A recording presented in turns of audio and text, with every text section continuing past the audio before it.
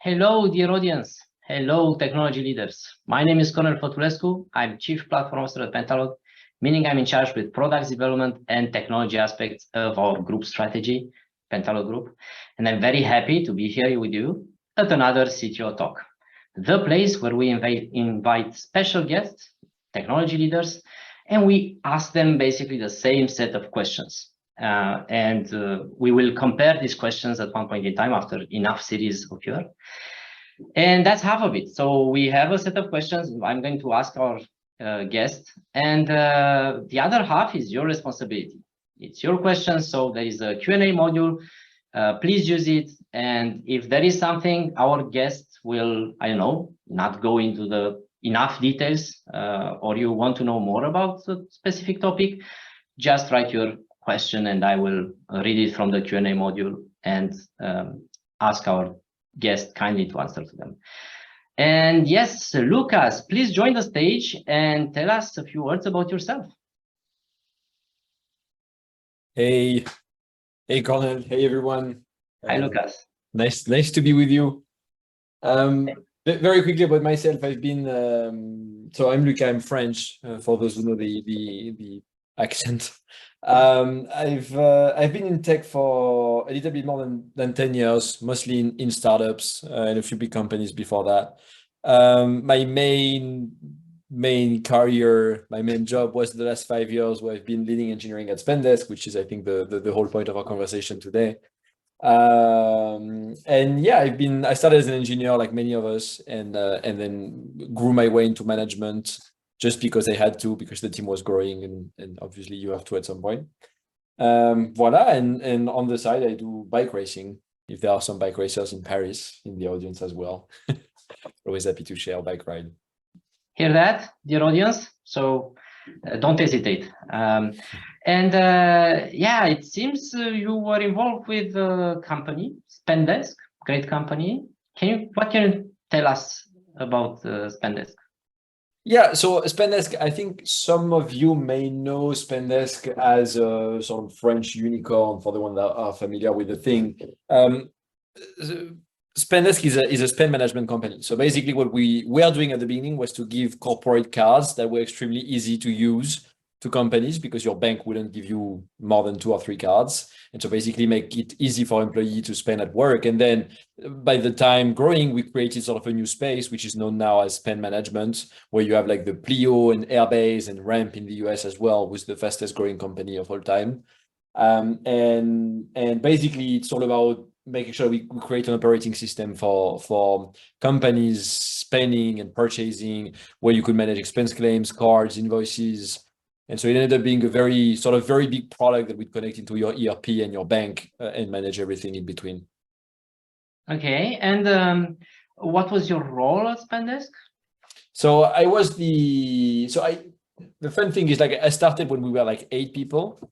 And so it was a very small team. And back then we were 2 in engineering. It was me and Guillaume. Guillaume is the founder, technical founder of the company. And we had a discussion with Guillaume, which was like, Guillaume doesn't want to manage, doesn't like it, and doesn't like it at all. Like, doesn't like anything admin. And so basically we discussed, and I had done management before, and he said, like, maybe it's better if you do it. And I did a few hiring calls, and he was like, yeah, that's definitely better if you do it, because I definitely don't like it. And so my job at the beginning was just to sort of build a team, right? We are 2 people, lots of things to do. So I started by building the team, hiring a few guys. It was very manual at the beginning, and it evolved over the year. And I've been leading the team from every aspect, being like strategy, engineering strategy. Guillaume was obviously very helpful in terms of the technical strategy that we had, but overall what we would build was on me. Hiring strategy management as well. And basically representing the team on the company, because as you grow, you need your team to have a good image internally, especially in engineering. You need to have a good image internally of the company. Well, you do the due diligence for the fundraising, you report to the board if you need to, and you talk to other leaders as well to make sure everything goes right. So sort of a CTO job with a different job title.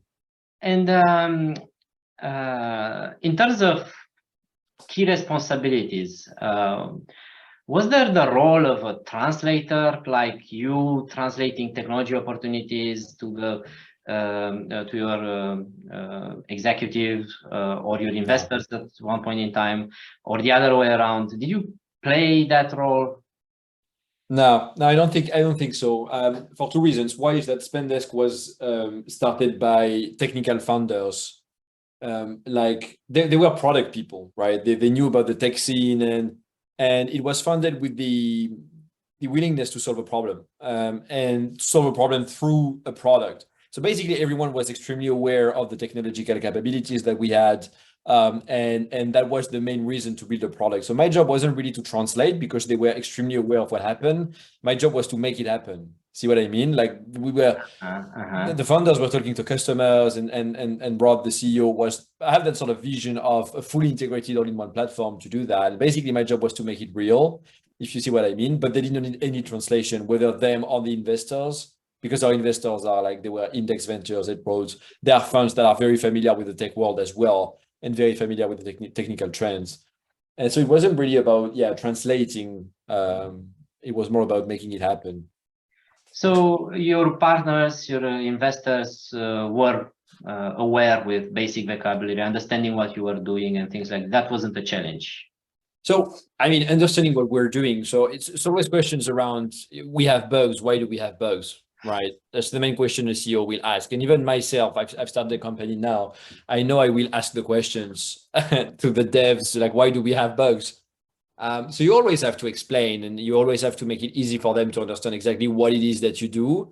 But don't expect a non-technical person can only grasp some part of your job, right? They're going to be limited in their understanding, not because they are stupid, far from it, but just because they lack the basic skills and the foundational work that you have as an engineer, right? It would be the same thing if you were doing, I don't know, like if you're going bike racing tomorrow with me and you've never done bike racing in your life, you're probably going to be bad at it, right? That's the same thing, sort of. So we are translators in some way, but not for business opportunities. We are translators for the limitations that we have that make us spend time on doing stuff. Right. Okay. And before going any further, I think it's interesting for the audience to know what you are currently doing right now in a few words, so that you've said something about the new company. Oh, that's a business development opportunity, right? No, I'm building a company that does a new kind of billing system. So if you know ChargeBee, Zura, that sort of things. Basically, I'm making a no-code billing system so that businesses are flexible and CTOs are not bothered by billing anymore. So a lot of companies are struggling to change their pricing strategy, change their pricing model, migrate customers from one pricing to another. And I'm just making all of that easy by building a billing system that handles everything. It's been a real pain at Spendesk, so we could discuss that for a while. I've been looking at this space for now 8 to 9 months and building a product in it. I'd love to, but we are going to get back to the technology responsibilities. Okay, and what can you tell us about the partnership with executive management in general, especially at Spendesk? How much time did you spend on it? Was it structured, informal? How would you qualify the quality of your relationship with the entire executive management? So the fun thing when you build a company that's fast growing, unicorn or not, whatever the end result, but the leadership changes as the company grows, right? At the beginning, it's a bunch of guys, like a bunch of 25 years old guys and girls who are like driven, are there because they were the first one maybe, or because they were the one that was speaking the loudest, or something like that, right? So you have this very small team, extremely agile, talking to one another, drinking beers with one another as well.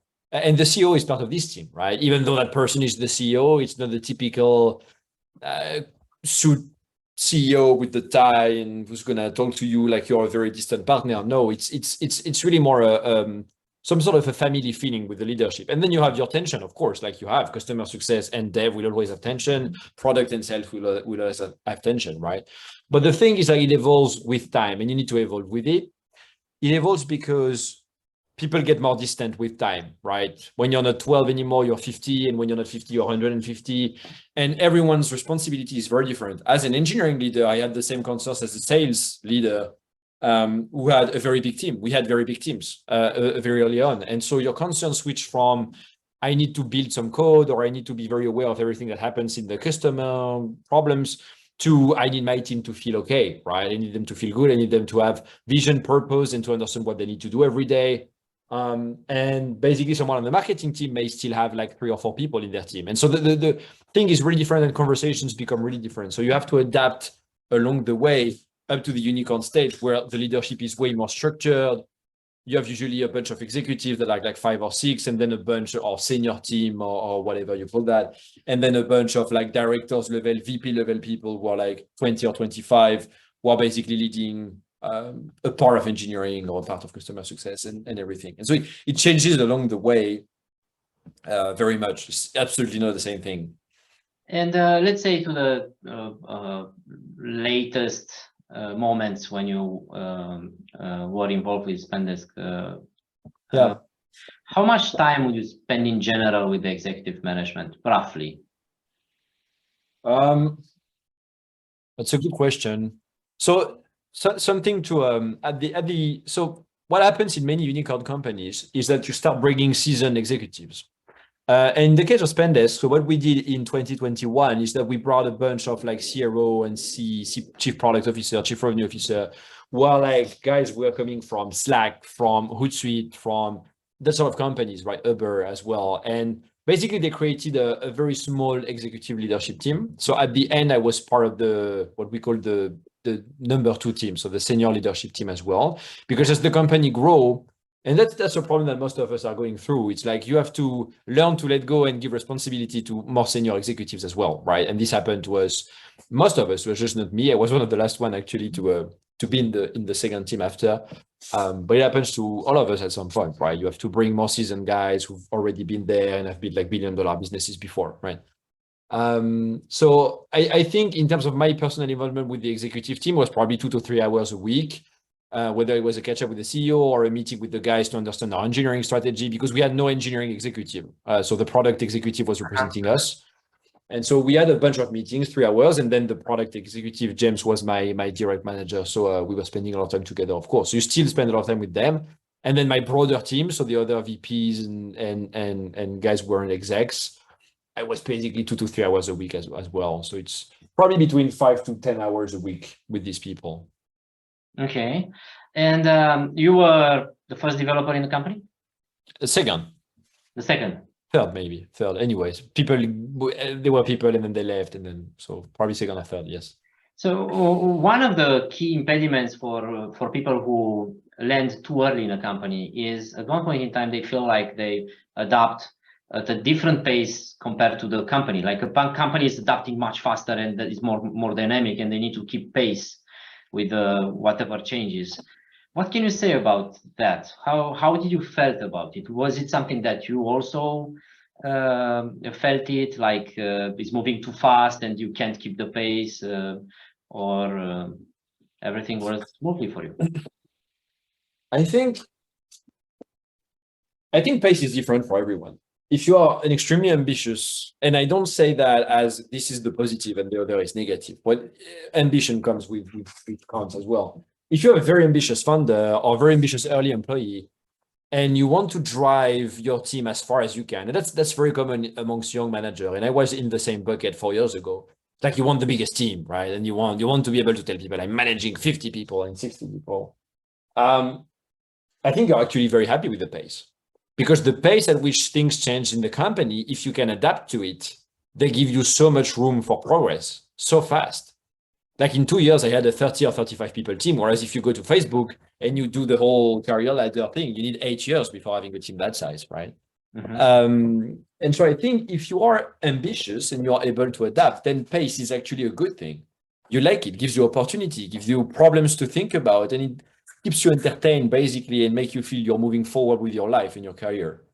If you're someone who's less driven by career ambition or social rank or the number of people you manage, then it may be way harder, because little by little you start to losing the connection with the customers, for instance. And for some of the devs, it's been really hard. And for me as well, it's like you don't have time to talk to the customers anymore. You talk to a product manager who talks to the customer success manager who talks to a customer in the end. And so everything starts to be further away and your scope starts to get limited as well. So it's not that things are fast. It's like things are smaller and smaller every day. And so your job becomes industrial as you grow. And that's probably where I've seen most people struggle to adapt. Some people, of course, they can't keep up with the pace, but not because of the pace, just because it's too early for them. Like you're a new manager, you're like, okay, now you're going to manage 10 people. And of course you're lost and you may fail if we don't spend time with you. But most people, it's not that they lose the pace. It's more that they just lose the meaning in what they do. And they joined a very early company and then it's bigger and they don't see why. And we managed to keep that under control at Spendesk. We had probably 4 or 5 departures in 4 years in terms of early employees. But you still have some and you have to let them go as well. And when I say let them go, it's not the American way, like push them out. It's like when they want to leave, you have to let them go. If they want to do something smaller, it makes sense for them. And which one of these options which one represent you the best? Were you the ambitious person or the... Oh, I mean, I said it with the number of people. I was extremely ambitious. I'm not going to say in the wrong way, because I think you need to... I had a discussion with a friend of mine with the other day. He was telling me basically, I think I've prioritized ambition and money over what's important to me. And he's the CTO of a successful company as well, and he's young. And basically, you come to the realization at some point that this is not what matters. But I think if you haven't touched it, if you haven't managed like 50 people, if you haven't made good money, if you haven't worked in a very, I mean, in France, it's a famous business. Worldwide, not at all, but like in France, it's a famous business. If you haven't had that, you cannot really be at peace with the fact that it's not important because you haven't known it. So you're always going to look for it in the long term. And at some point, I just got bored at having to deal with like HR problem. Like when you have 80 people in your team, it's a very different job. And at some point you get bored, you realize like you don't enjoy that HR meeting that much. You don't enjoy that performance review as much as you did before. And so that's when you start thinking like, I still have ambition, but in a different way. And in my case, I went to build a company, but yeah, I think if you have that ambition, you need to fulfill it. Otherwise, it's always going to be something weighing you down in terms of if I had that, it would be better. If I was paid well, it would be better. Okay. We have already a question. I will get back to my track. How do you convince good talent to join in a startup as the early team members without paying them a fortune? And there is a comment already. I think that's a great question. That's a good question because we did many things wrong, but that we did well, sort of. So our strategy was extremely different to let's bring the most senior guys on board because back then we were all new in the startup world. So we had no network, no previous achievements. We had nothing to sell basically that was already existing in the past and that people could check. So we had a different strategy. We said, we cannot bring senior people right now. We had no money as well. Like our seed round was 2 million. And at the same time, you had Algolia and BlaBlaCar in France hiring with like millions of dollars. And so we said, instead of hiring the senior people, the very senior people guy, DM and I had some experience. We had like 6-7 years of experience. And so we're like, let's act as the senior guys, even though it won't last long, but let's act as the senior guys. And let's bring the most ambitious, driven, smartest young people that will be very happy to sign a 50K or 60K salary contract compared to the 80K that the senior would ask. And that would be on a trajectory where they would be our senior in 3 to 4 years. And it would be great because they would be with the culture and they would have grown within Spendesk. So they would have our vision, our culture, our mission, right? And the way we did that was to do extremely fast hiring processes. So they would have a call with me instead of a recruiter or with at first. So their future manager or the leader of the organization, whatever. And I would explain to them how good Spendesk was and why challenges were great. I saw that someone said like exciting challenges. That's what it is. Like how exciting is the company, trying to understand what they were looking for as well. In terms of are they ambitious guys who want a big team or are they technical guys who want a challenge, right? And then pitching them that side of the company and then having a technical test where we work together on something, meeting with the CEO, and that was it. In 2 days, we would make an offer. And that's how we managed to bring the first like 5, 6, 7, 8 people in. And we managed to win against bigger offers just because we had that speed and that they felt like they were part of our family already. And we managed to do that. And it was harder later when we were able to hire senior people because of the cash we had. It was harder to bring them in because we had less of the ambition, drive, and culture as we grew. Am I adding too much to you, to the interpretation, if I say that the fact that you were involved personally at this early stage in doing recruitment, Changes everything. It did Changes everything. everything. Yeah, So absolutely. And I've had all the managers in my team do the first call as well for a long time, before the recruiter, before anyone, because you're the best one to filter very quickly. You know what you want, you know what you don't like, and everything, and you're the best one to tell the story as well. Like to explain why you believe in the team and what's the mission is going to be. Usually people have questions like, hey,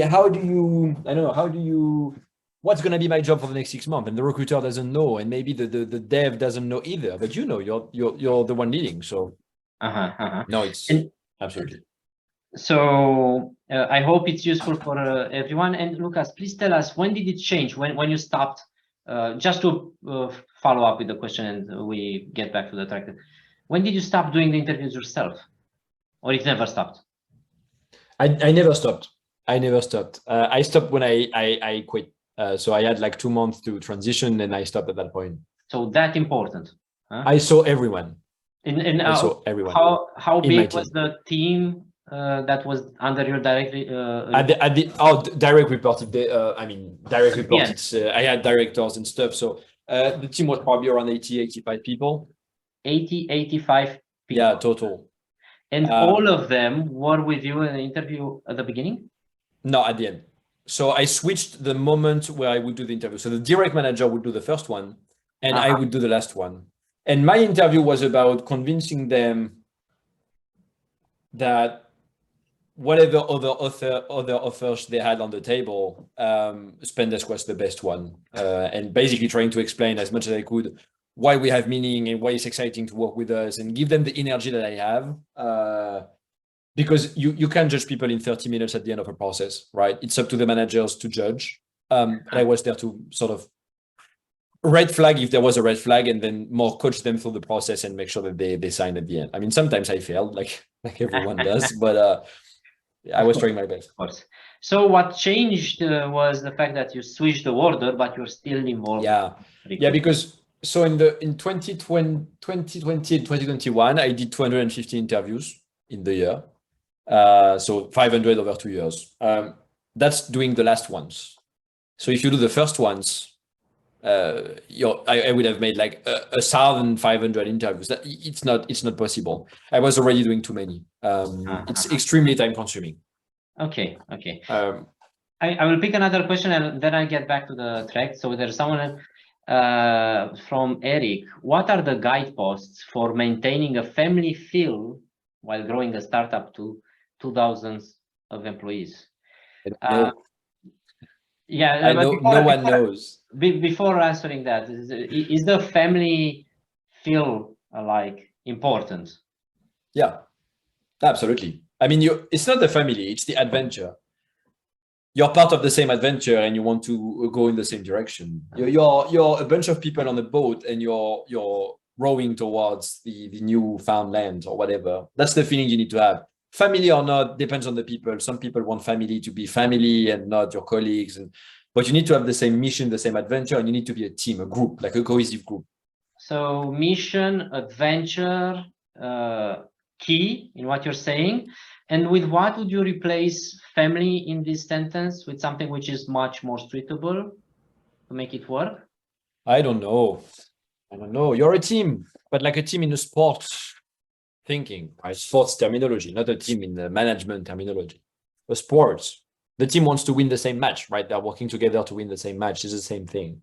So but for the question, because the question is interesting anyways, no one knows the answer, and especially me, because I think we struggle to do it. But I do believe, from what I learned, that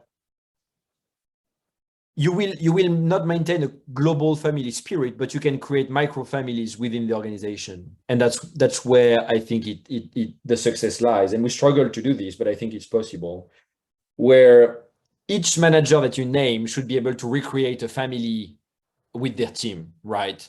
Should be able to articulate a clear vision, a clear path to the objectives, and a clear culture for their team.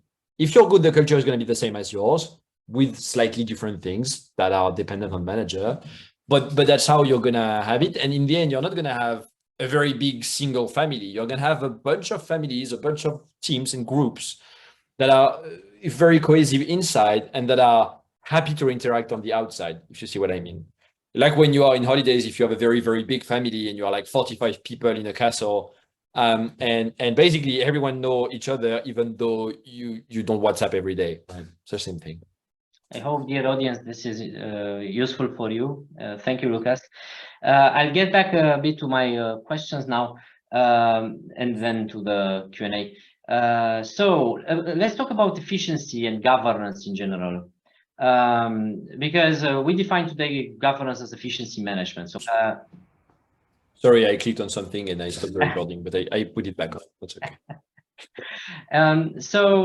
Is governance still relevant today?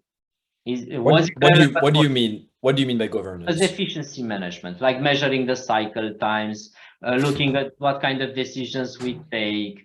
Are they implemented successfully? Did they work? What should we change? Roles efficiency. Yeah. No, I don't. Feel the energy with that question. I don't. So, no, but it's a real question. It's a. I think every startup has had that sort of dialogue, debate between should we measure what we do in engineering or is it bound to go nowhere? I think the question is slightly different. The way I'm asking myself the question is why are we trying to measure? What do we want to see, right? Are we trying to measure because we think that we are not moving fast enough and we want to move faster? Are we trying to measure because we want to make sure that we are moving fast, but we don't know, right? Or do we want to measure because we want to create a sense of predictability? Most CEOs and most executives are going to ask you to measure because they think you're not moving fast enough and they want to prove it to you. I've seen it in many companies. I've been advising companies as well. I've seen it in many places. Like, we need to measure, we are not moving fast enough. I don't think this is a good idea. I think measuring to know where you are could be a good idea, but then what do you measure? What's important? If all of your velocity metrics are amazing, but the usage of your product is not great, then you're shipping stuff that doesn't matter. If you're doing great on the product side, but you're shipping slowly, maybe you're doing something good. Maybe you're shipping the features of great quality and the customers are using it. So the thing with that is, if you measure to know if you're fast enough, you should not measure if you're fast enough. You should measure if you have the impact that you want to have in the time that you want to have it, right? And that's where I'm thinking differently on that. Governance is useful, but not engineering metrics governance.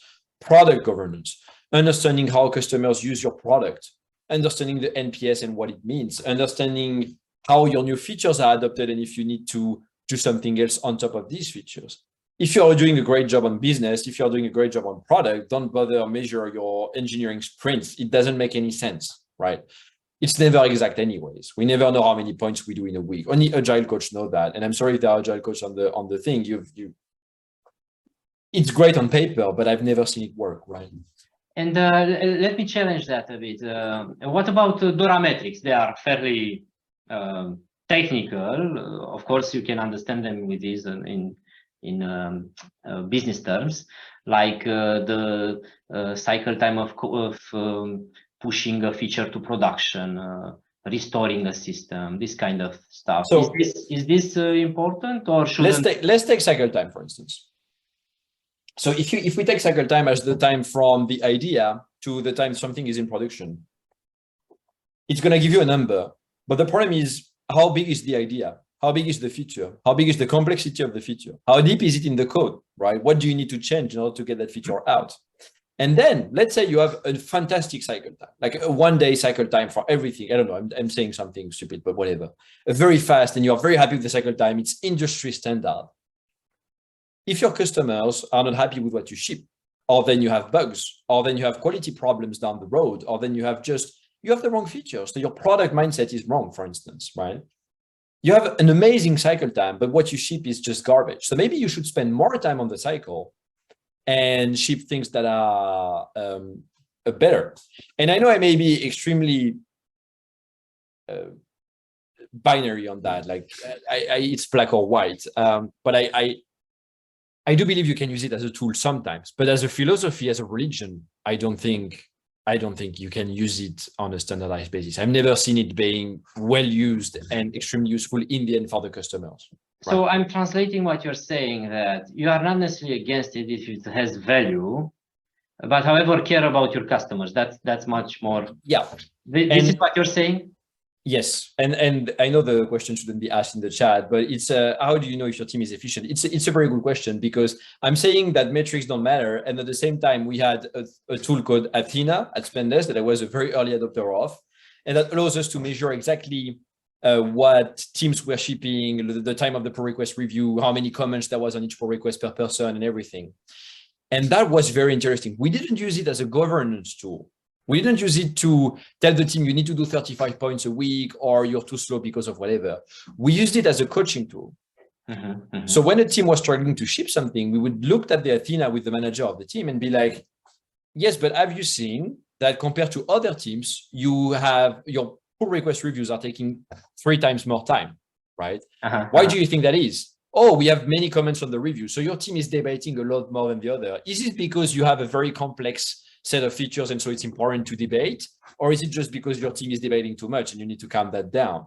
But we didn't use it as a governance thing where we would track all of these metrics. We use it as a coaching opportunity, as an improvement opportunity for the team. So we were tracking it. We were understanding if the teams were efficient, but we didn't govern with that. We didn't lead with that. We led with product impact, right? And customer feedback. You made available these tools so that they can use it and get better at their work. Exactly. And industry standards, I mean, they are good to reassure you or your leadership or your investors. I've never seen them being extremely useful, like industry standards in terms of engineering metrics and everything. You can have industry standards for response time, for instance. That's a technical metrics, extremely useful. Customer will appreciate you having a very fast response time. But industry standard in terms of the number of projects that you ship in a year, it's highly dependent on what you call a project and everything. And so it's just very hard to put in place for very little value to me. I've seen people disagree. And I'll take another question from the chat. How does one manage the quality of the product with a very small or no QE team with frequent releases, or should we focus on the quality of pace of the product releases? What's the QE team?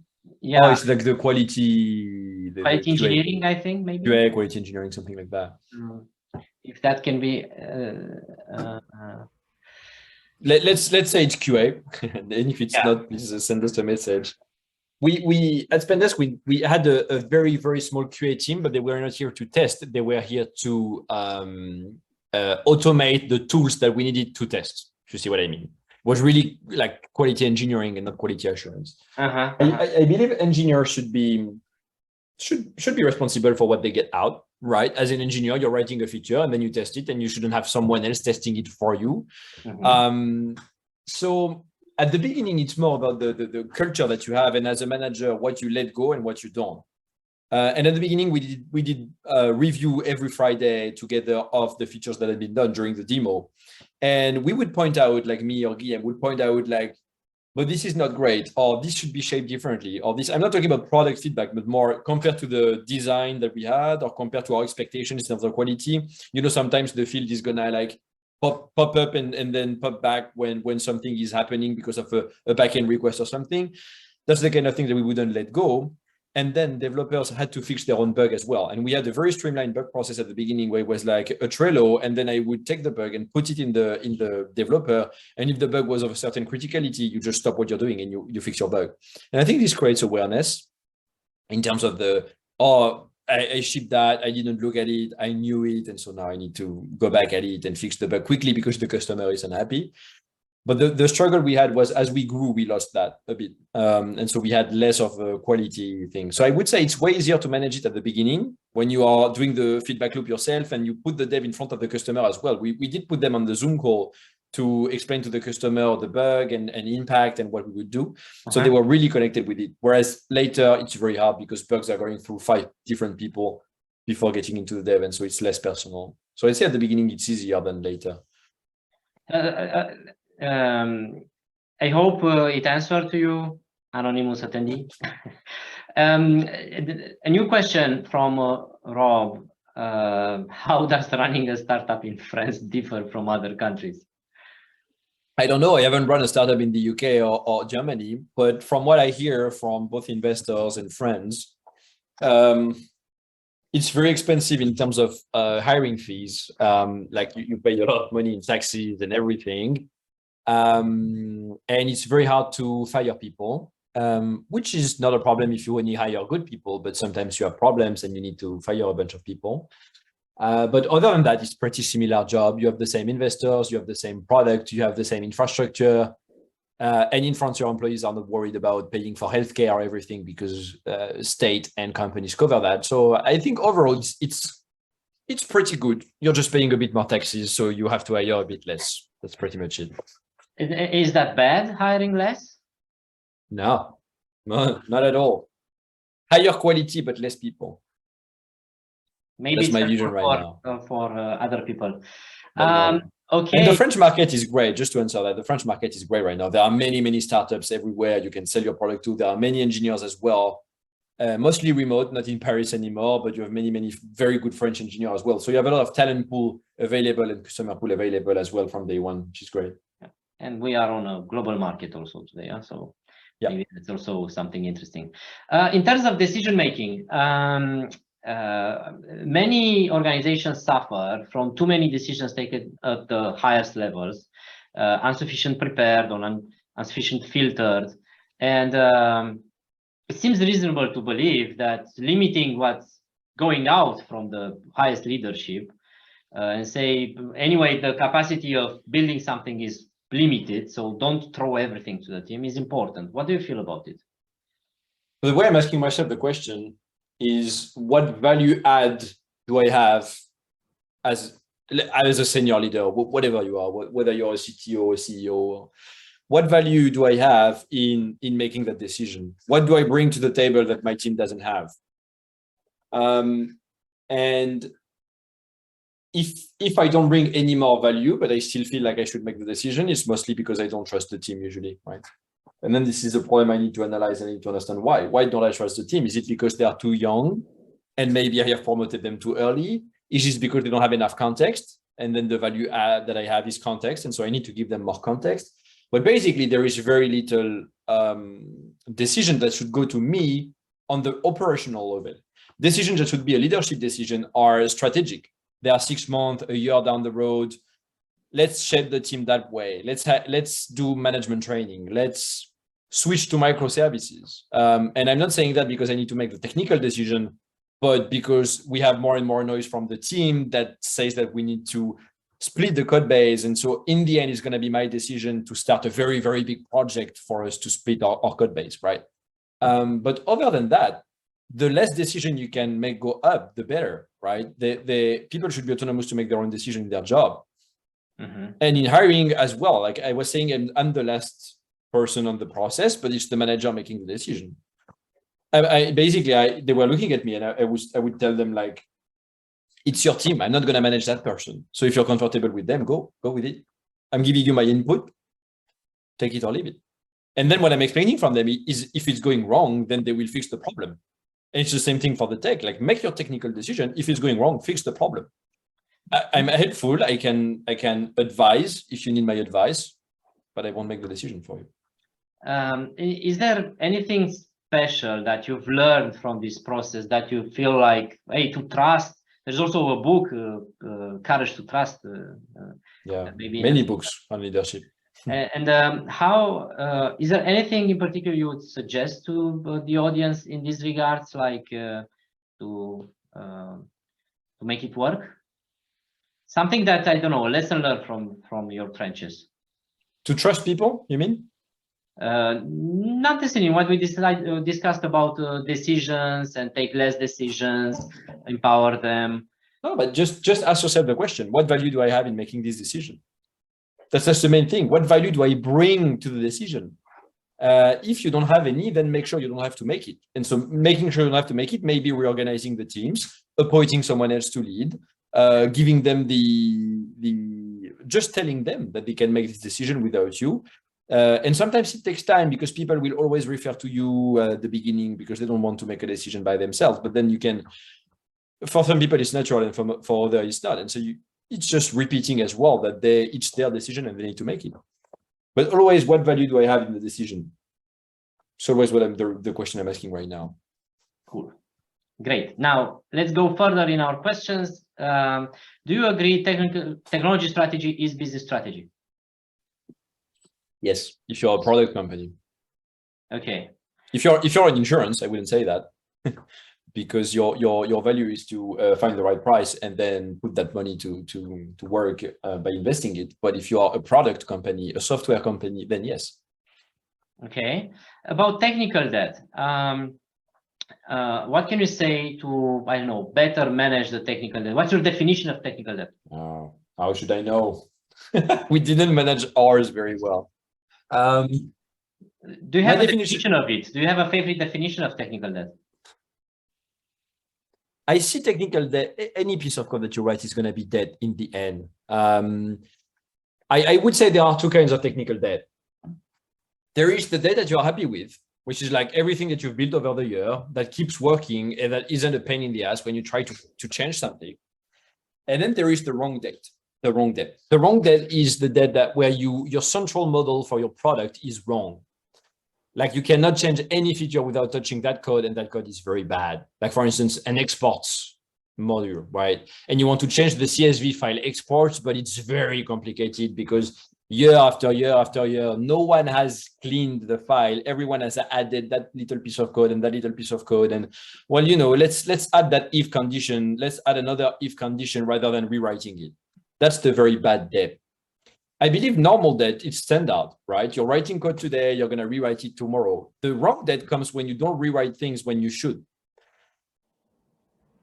As a developer, as an engineer, I think when you go on, you look at a file, I don't know, you have a feature to implement, right? And you look at your code and you see that something is, you need to change the way it works, even if it's a small change, but you need to change the way it works. I think you should always ask yourself the question, do I need to rewrite that entire thing? How big is that thing and how long would it take, right? But don't always start from the principle that it will be quicker to add just a small if here and then that's going to be fine, because everyone else after you is going to say the same thing. And if no one else is challenging it, then you're going to have a problem, right? So I think technical debt as a whole, the good one is fine. You're going to have it anyway, so don't try to avoid it. The bad one is because no one cleaned up after the first go, right? It's okay to do dirty things at the beginning, but then you need to clean them up. And in order to manage that, the easiest way is to give developers regular opportunities to do it. For instance, you could build a cycle where you build product for 3 weeks, and the 4th week is debt cleaning. And your CEO may be like, yeah, but that's a fourth of your time. Yeah, but it's going to be a fourth of our time anyway in 2 years when we need to rebuild the entire code base. So maybe what you are doing? We were doing more a weekly session. So it was more like Friday afternoon was dev, but it's the same feeling, right? And we did it too late, so it was already a problem. But I think it's a good thing, and I would do it in my current company, which is like, give them space where they don't have to build a new feature really fast, don't have to, I don't know, build a new thing. They just have time to rewrite that function that they want to rewrite for 6 months, but now they can rewrite it, right? If you don't give dev time, they won't do it because they will prioritize speed over quality. Okay, good. About security, were you partnering with a security officer, privacy officer, thing like this, or you were?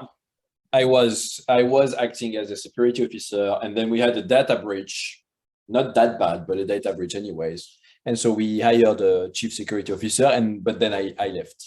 Not related. The data breach and my departure aren't related at all.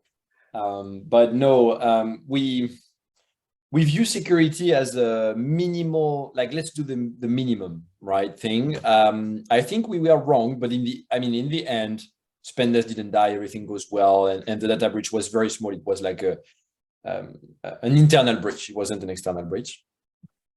So I would say focus on security, but not too much. I don't know if that's helpful. There is the question about security, so I'll skip that. So how do you improve front-end security and infrastructure and so forth? So I will consider that you answered. I mean, I didn't answer how do you improve front-end security, but you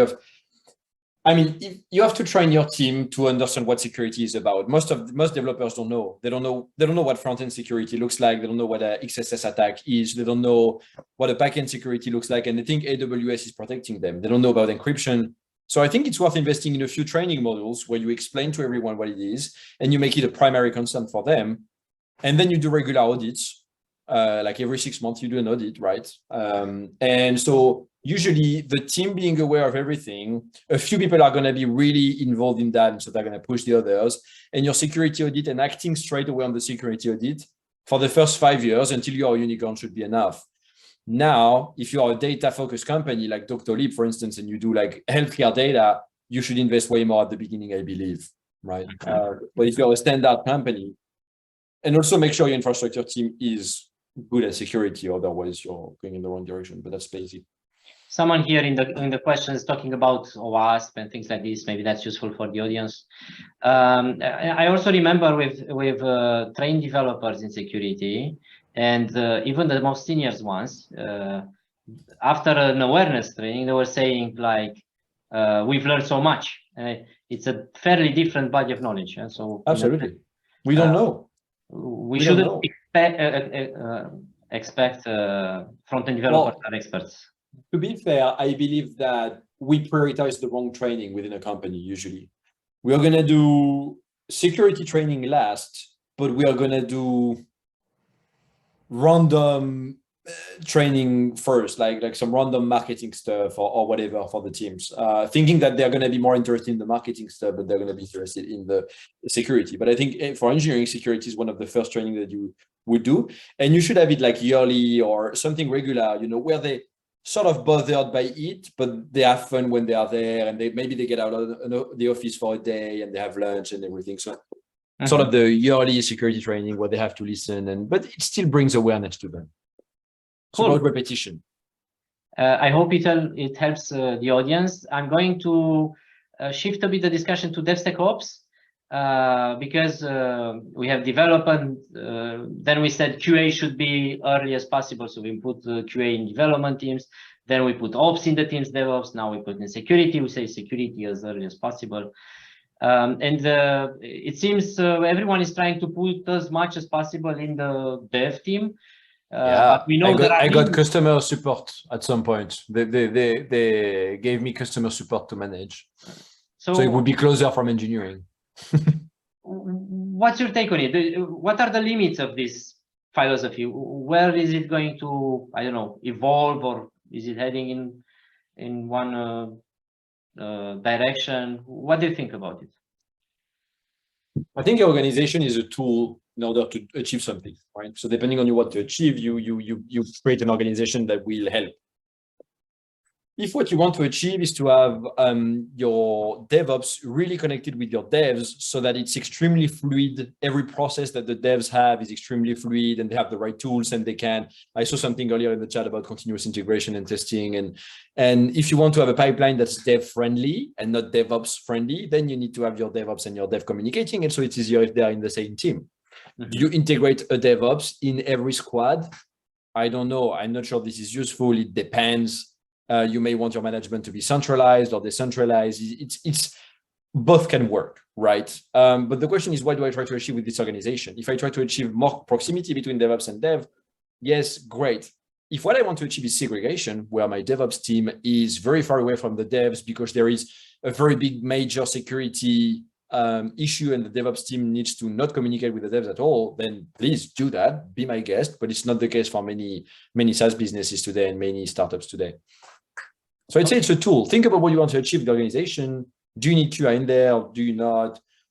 How is it going to help you? How is it going to not? Do I want to centralize? Do I want to decentralize? Like, do I want to have a QA team that is then as a common to-do list, or do I want to have a QA by squad? And then each comes with pros and cons, right? If you have a QA per squad, then management and coaching for the QAs is going to be more complex, but the QA is going to be closer from the squad. If you have a centralized thing, then the management is going to be easier. All QAs are going to talk, so you're going to have a lot of initiatives that are coming from them, but then it's harder for the squad to get time from the QA, right? So both could work depending on how you operate. Fit for purpose, your organization, not for, I don't know, best practice or other reasons. I mean, you've understood from in the last 50 minutes, I'm not a big fan of the big practices. I've read many books and I believe there are many tools that you need to get from best practices. But before thinking about the best practice, you need to think about what you need and what you want to achieve. That's the starting point for every good decision. And then you fuel that with your information and best practices. Okay. Okay. And in terms of leadership, your style of leadership, how would you define it? Your leadership style? I don't know. I'm quite, I mean, I'm a collaborative leader.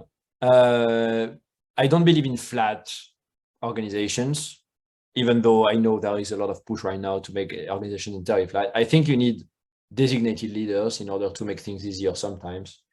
But I'm a collaborative leader, meaning that I know I don't know much. And my job as a leader is not to know everything and decide everything. My job as a leader is to know who to ask when I have a question and when I don't know something. And so I'm collaborative and I'm directive as well, because I'm naturally impatient. And so I tend to want to come to a decision early. So I'm gonna get some information everywhere. If you can make the decision, I'm gonna ask you to make it. And if I need to make the decision, I'm gonna make it quickly. So basically, usually things move fast and people feel listened to and feel involved within the team.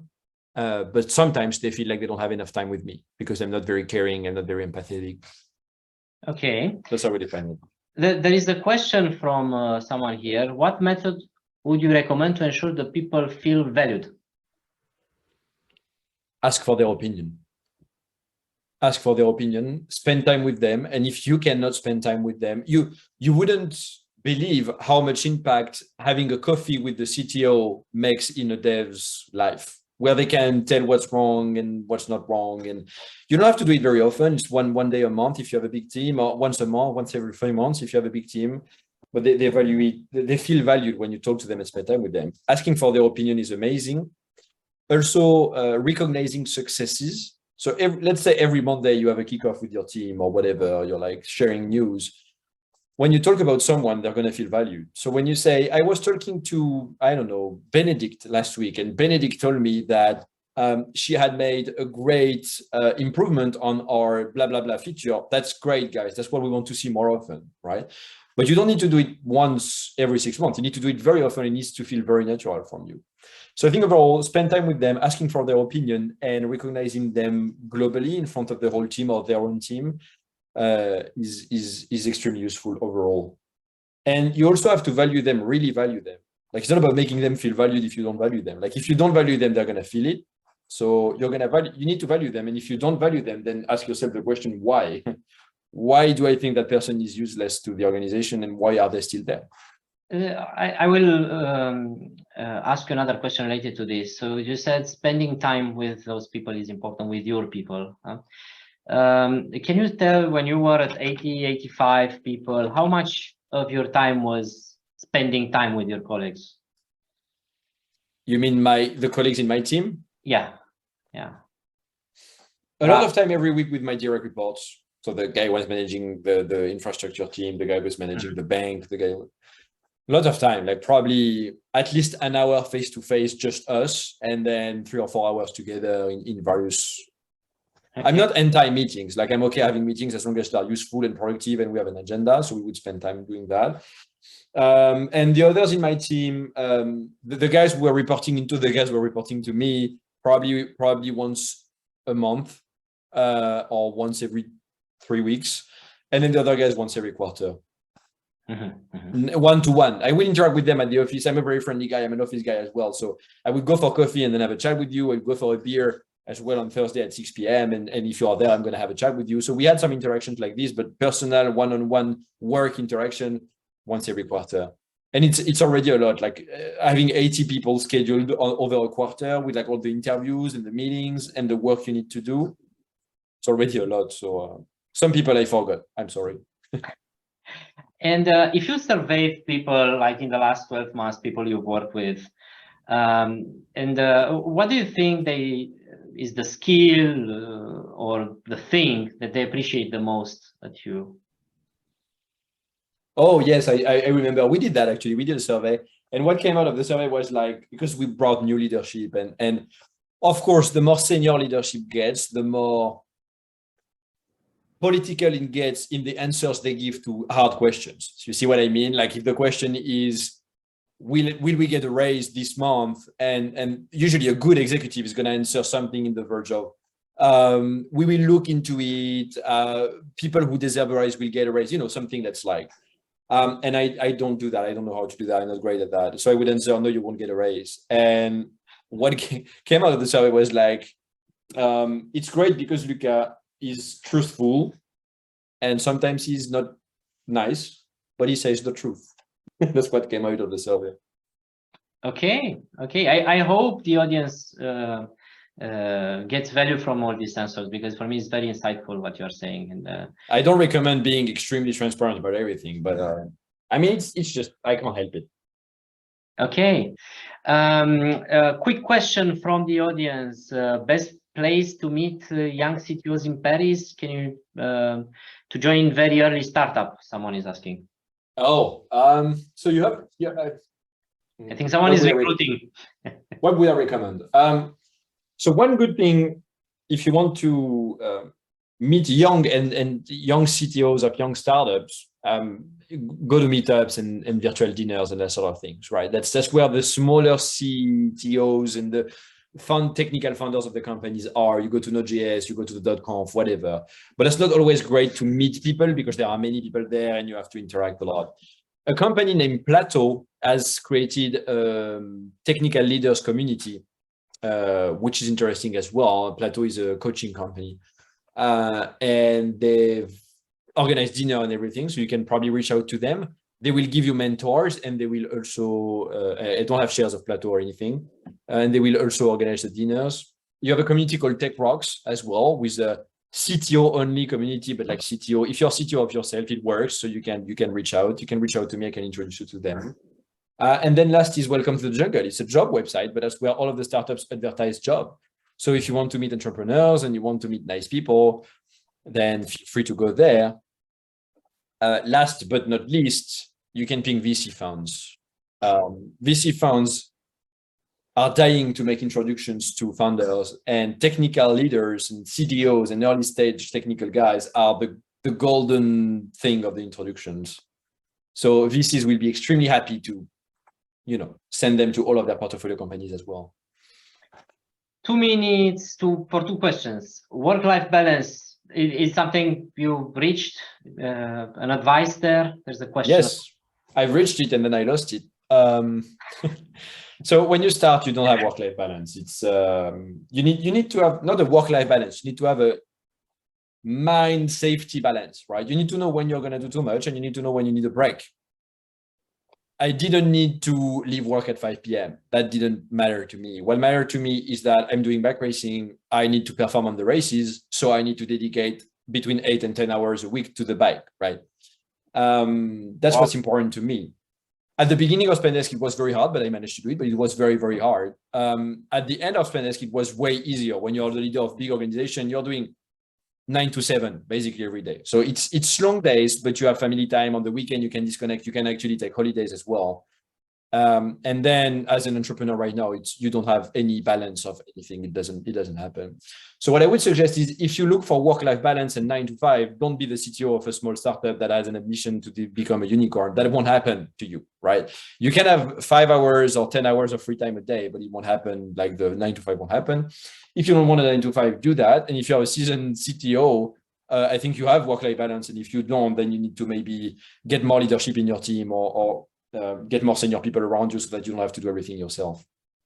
Okay, so I hope this is useful for the audience. A new question popped, but I will not read it because we don't have time anymore. I know I have a hard stop, but I have 5 minutes if you want. Okay, let's take this. How do you measure engineers' productivity? But very fast, 1 minute. But I think we mentioned it earlier. I think this person came later. Yeah. So I mean, there are one main component. There are 2 components to engineering productivity. How precise are we when we say we're going to release something at a specific date, and how impactful are we when we release something? Meaning that how much of the impact we expect that feature to have, that feature has, right? If it has bugs, it doesn't. If it's wrong, it doesn't. And if the product are wrong, it doesn't as well. The first one we commit on internal deadlines, which are very different from what we announced to the company. And so we have a feedback loop every week in terms of, we said we would be ready for, I don't know, October 13th. But in the end, we won't be ready for October 15th. What did we underestimate and why? And then we, as the managers group, we would ask that every week and try to work together in order to fix that problem, right? And then, as I said earlier, we would use the metrics thing in order to help the team improve. Like a team that would miss the deadline regularly, we would look at their data and see if their pull request review is too slow, if their, I don't know, whatever, the cycle time is too slow, if the PM isn't entering, if they need more engineers, whatever, right? And the second is the impact on the product, and that's about feature analytics, making sure that you expect a feature to do a certain thing and have a certain impact, make sure you can measure that. So spend time on the analytics, on the engineering side, response time as well, rage clicks on user stories, I don't know the name of the ping tool that allows you to track rage clicks and the sort of things. But basically track the impact of the product. And if you have very good results on the impact, don't bother too much with the productivity of the engineering, as long as you achieve what you want when you want it. If you have problems, then you can deep dive into the metrics that we talked about earlier, but also deep dive in the product. Usually engineering productivity goes in pair with product quality, product management quality, product design quality. So also challenge your product management workflow and how good the product managers are at handling the dev team and managing all of that as well. This is important. Okay, wow. So you've answered this, I think, along the way during the session. It will be also shared afterwards. So there are other things that Lucas also said previously. So I think it's important in this regards to complete it. We made a tour of it. I will not ask another question. Sorry for this. Just one thing, one thought, Lucas, one recommendation for the audience. If there is one thing you would want them to leave this session with, what is that? I don't know if it's leave the session with it, but the people, I think the people you're surrounding yourself with at the beginning are the people that are going to matter in the long term. We made really good first hires that became managers and then directors later. They shape the culture of the team. They shape the quality of the management of the organization. And we never had that much success with the managers that we brought in the organization later, or the technical leaders that we brought in the organization later. So I think if you're young, or if you're starting with a new company, I think the first hires that you make, when you're not a unicorn yet, when it's very hard to make the hires, so you have to put your own energy into it, I think they are the ones that are key. You need to trust them. You need to have a deep human fit with them. You need to want to go to the restaurant with them and hang out with them on the weekend, even though you don't do it, but you need to want to do it, right? And I think it's going to matter more in the long term than any metrics tracking good book you read, because it's the case where you're going to have fun with every day and do great things every day. So I think for me, it's what made me last that long at Spendesk. Okay. Dear audience, that was it. I hope you enjoyed. Thank you, Lucas, for your advices. And I hope we will meet again to another CTO Talk to see how you evolved in time, your answers, maybe in a year from now on. Yeah. Thank you, everyone. Absolutely, guys. Thank you for hosting me, and thanks for the very interesting chat. Bye-bye. Ciao.